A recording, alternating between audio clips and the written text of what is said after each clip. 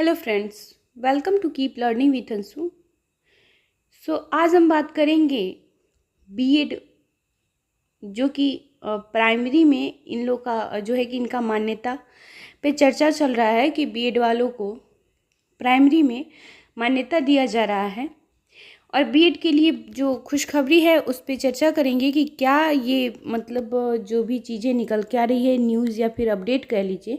तो ये कितना इसमें सच्चाई है और फिर इससे रिलेटेड क्या ऐसी वैकेंसी कौन सी आई है, इस चीज़ पे हम बात करेंगे। ठीक है, देख सकते हैं कि बीएड के लिए बहुत बड़ी खुशखबरी, यानी बीएड के लिए खुशखबरी है जो कि प्राथमिक में जो है कि बीएड को शामिल किया जा रहा है या फिर उसकी मान्यता यहाँ पे फिर से वैलिड किया जा रहा है, जो कि सुप्रीम कोर्ट यानी कि कोर्ट की तरफ से एक आदेश है।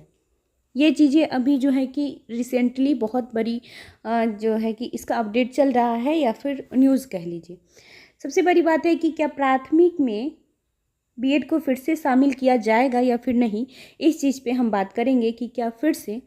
बीएड को प्राथमिक में शामिल किया जाएगा या नहीं सभी स्टेट में। ठीक है, तो जैसा कि 11 अगस्त को आपने देखा था कि नोटिफिकेशन जारी किया गया था, जिसमें फाइनली इन्होंने कहा था सुप्रीम कोर्ट ने कि जो है कि बीएड को प्राइमरी से बाहर किया जा रहा है, यानी बीएड का मान्यता प्राइमरी से रद्द किया जा रहा है। वो तो हो चुका था, बट अभी जो है कि रिसेंटली एक जो है कि वैकेंसी निकली है, जैसा कि आप सब देख सकते हैं कि आर्मी स्कूल की वैकेंसी निकली है,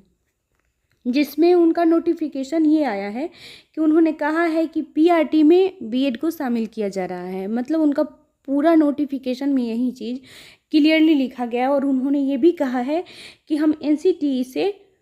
बात करेंगे, इस चीज़ पे डिस्कस करेंगे और फिर उनका जो है कि फैसला, उनका ये कहना है कि एनसीटीई का फैसला या फिर कोर्ट का फैसला ये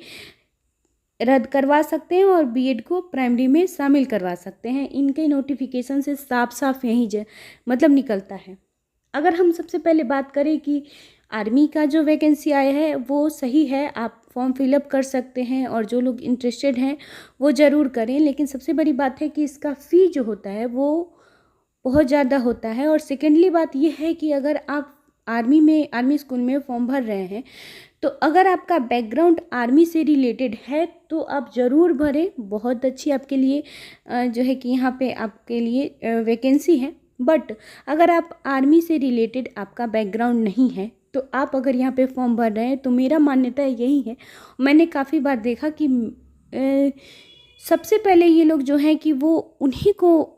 मान्य करते हैं जो कि आर्मी से रिलेटेड हो या फिर उनका बैकग्राउंड आर्मी से हो। ठीक है, तो उनको सबसे पहले अगर इंटरव्यू में भी या फिर एग्ज़ाम में भी आप उन्हीं को सबसे पहले देखेंगे। इनका कहना ये भी होता है कि आप आर्मी का जो भी नोटिफिकेशन आता है आप उस वैकेंसी में फॉर्म भरें, अगर आप बीएड किए हैं, डीएलएड किए हैं, अगर नहीं किए हैं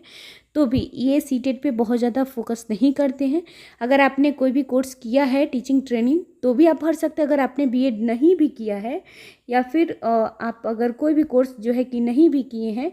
तो भी आप फॉर्म अप्लाई कर सकते हैं। फॉर्म अप्लाई करने के बाद आप एग्ज़ाम देंगे, अगर आपका एग्ज़ाम क्लियर होता है तो आप वैकेंसी यानी कि आप वहाँ पे भर्ती होने से पहले अपना 2 साल, ये 2.5 साल आपको देते हैं टाइम, आप अपना कोर्स कर लें, देन आप वहाँ पे जो है कि पढ़ा सकते हैं, कार्यरत रह सकते हैं। अब बात इनका कहना ये है कि इन्होंने सबसे बहुत क्लियर चीज़ में ये लिखा है, इनके नोटिफिकेशन में बहुत क्लियरली ये है कि बीएड को प्राइमरी में ये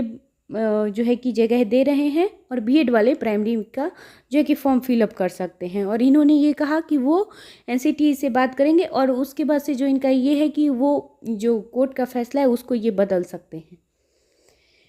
कहने के लिए ठीक है, लेकिन ये चीज़ मानना और इस चीज़ को देख करके इनका नोटिफिकेशन मान करके आप वहाँ पे अप्लाई करें, ये सबसे बड़ी मूर्खपन है।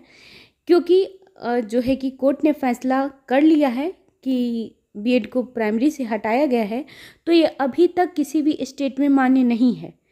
और ये भी सरकारी ही है। अगर आप आर्मी स्कूल जो है वो सरकारी ही है, सरकार से ही रिलेटेड है, तो ये अपना जो है कि अलग नियम नहीं बना सकते हैं। इनको भी उसी नियम का पालन करना पड़ेगा, चाहे ये कितना भी कोर्ट में लड़े या फिर जो भी चीज़ करें। ठीक है, अब ये फॉर्म भर रहे हैं तो इनको फॉर्म भरने के लिए एक इन्होंने जो भी नोटिफिकेशन ऐसा तो नहीं जारी करना चाहिए जो चीज़ है ही नहीं। पहले इनको क्लियरली ये देखना चाहिए कि क्या है क्या नहीं है, फिर इनको वो नोटिफिकेशन जारी करना चाहिए, क्योंकि बहुत से ऐसे स्टूडेंट हैं जो कि अप्लाई कर सकते हैं। और इनका सबसे बड़ा बात यह है कि अगर ये फॉर्म निकालें तो इनको फॉर्म का पैसा ही लोग को चाहिए। आगे चल के ये लोग कह देंगे कि सुप्रीम कोर्ट ने माना ही नहीं, कोर्ट ने माना ही नहीं, NCT ने माना ही नहीं। ठीक है, तो ये सब चीज़ें हैं। अब अगर हम ये देखें कि क्या सभी स्टेट में बीएड को जो है कि मान्यता मिलेगी, तो देखिए अभी तक ऐसा कोई भी नहीं नोटिफिकेशन है और अभी तक किसी का बयान भी ऐसा नहीं है कि प्राइमरी में बीएड को शामिल किया जाएगा। अगर इन्होंने बीएड को हटा रखा है तो ये प्राइमरी में बीएड को नहीं शामिल करेंगे, ऐसा आप मान करके चल सकते हैं। और उसके बाद से आप अपना जो है कि आगे की जो भी प्रिपरेशन है, अगर आपने सीटेट किया है तो सीटेट किया है तो अच्छा है, आप BPSC TRE 4 का तैयारी करें। अगर आपने नहीं किया है तो सीटेट या फिर UP टेट की तैयारी करें, क्योंकि आगे चल करके आपको 2025 तक ज़रूर आपको यूपी में भी वैकेंसी और आपका बिहार में तो देखने को मिल ही रहा है हर साल। ठीक है, तो आप इस चीज़ पे फोकस करें, ना कि ये सब चीज़ों पे कि आप जो है कि बीएड या फिर जो भी चीज़ें हैं इन्होंने जो भी निकाला है, ऐसा कुछ भी नहीं है कि बीएड को प्राइमरी में शामिल किया जा रहा है। अगर आगे कुछ ऐसा आप लोग को जो है कि कोर्ट के तरफ से आदेश मिलेगा तो आप लोग को ज़रूर अपडेट दिया जाएगा। और ये अपडेट जो है और इस चैनल पे जो है मैं वही कोशिश करती हूँ कि आप लोग का डाउट हो वो बिल्कुल क्लियर हो जाए। ठीक है, तो आप सबका डाउट, मुझे ये चीज़ जो है कि कहने में बहुत ये हो रही है कि ये लोग बहुत तरीके से अपडेट निकालते रहते हैं,